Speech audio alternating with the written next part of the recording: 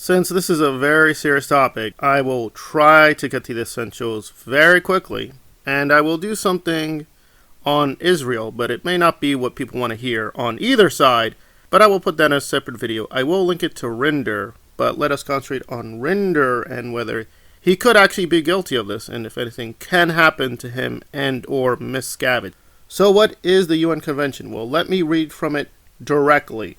In the present convention, genocide means any of the following acts committed within the intent to destroy in whole or in part a national, ethnical, racial, or religious group as such, killing members of that group, causing serious bodily or mental harm to members of the group, imposing measures intended to prevent births within the group, etc., etc. And this is Article 3. The following acts shall be punishable: genocide, conspiracy to commit genocide, direct and public incitement to commit genocide, attempt to commit genocide, complicity, and genocide. Well, I think, again, by the UN definition, I want to be careful here. According to the UN definition, then yes, Rinder would actually be guilty, in fact, guilty of many crimes. So I guess let's jump to the most obvious, juicy part. Well, what does this mean, really? Well, the US is a signatory to the convention, so they are obligated to carry it through. I'm going to say the obvious. Well, what about the CIA? What about Native Americans, etc., etc.? Clearly, the UN Convention doesn't have much force, even though, again, and this is from the UN Convention, so let me cite it again, that persons committing genocide or any of the other acts enumerated in Article 3 shall be punished whether they are constitutionally responsible rulers, public officials, or private individuals. So this is the dilemma. So yes, the US is a signatory, as far as I know. Rinder is a U.S. citizen, so literally by law we are obligated to go after him and punish him.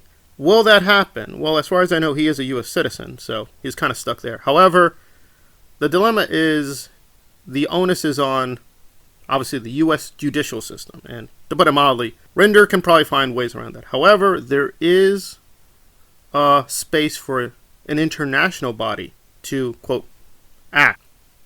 And they've done this with Milosevic. Now, I will be brutally honest. I think what happened with Kosovo in the late 90s was pretty much silly. It was disgusting and a lot of hypocrisy, and I don't agree with what happened. However, it did happen, and although it wasn't a just war, they did capture Milosevic. So we do have precedent that Serbian and other war criminals were captured and they were tried. So again, they can do it. It is not necessary that the national or the state the person resides in or is even citizen of, they do not necessarily have to capture the person or go through the trial.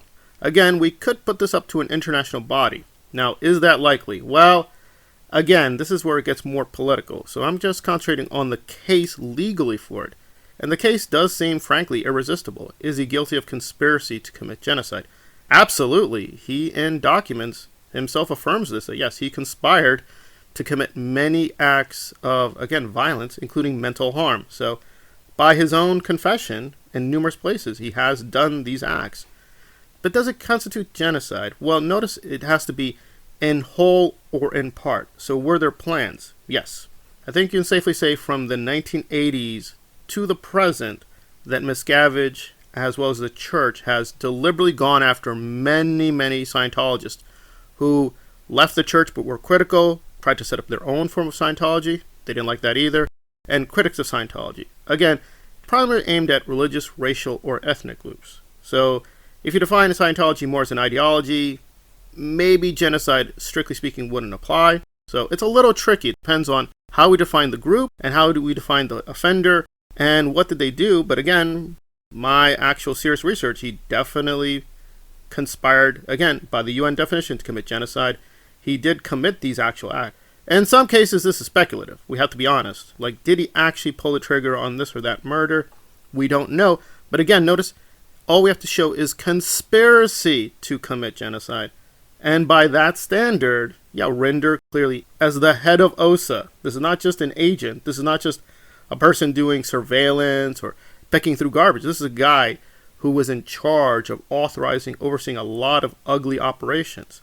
And a lot of these were harassment campaigns. That, I think, would fall under inflicting mental harm deliberately. And again, it's not just once or twice. This is a very sustained campaign. Again, many many individuals and even groups. Again, by the UN definition, if you look it up and you can Google it, you can see it for yourself, not stretching the term at all. That is what Rinder would be guilty of.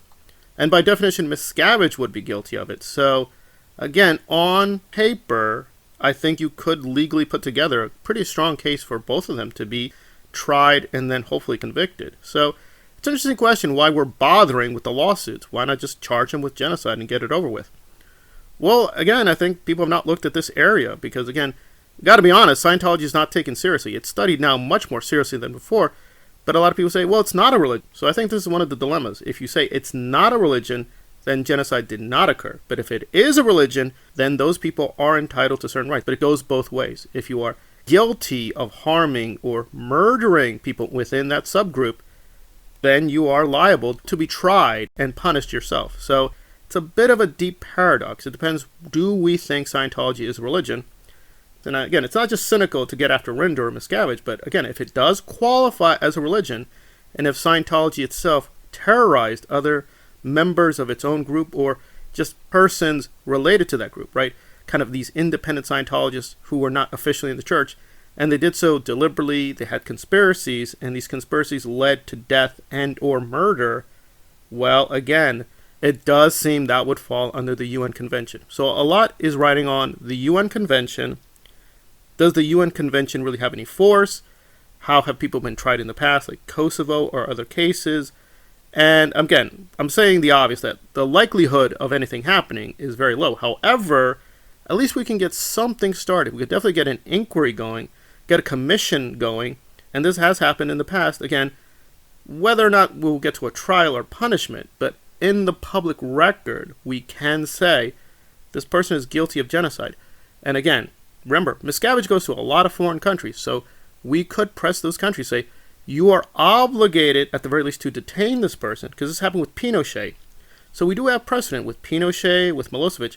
And again, you can be critical on left or right whether that was actually legitimate. Did they actually have the authority or even the ethical rectitude to, quote, arrest these dictators or war criminals? Because, of course, the people arresting these people were guilty of war crimes themselves and genocide, of course, Britain, the US, and so on and so forth. However, in principle, you can press these countries and states that you're obligated, if you signed onto the convention, to detain that person, arrest that person, and possibly put them on trial. So, there is something here. It's not just clickbait, but again, it's going to require a lot more deep thinking and deep digging, and that is what I'm going to do. So hopefully this has laid out why I used that word and said, he didn't commit. No, he definitely did commit genocide by the UN definition. You may not like it, I may not like it, but legally speaking, we can use the term. It's not defamation. It is being used accurately, and I think here precisely, and it is worth looking into more thoroughly.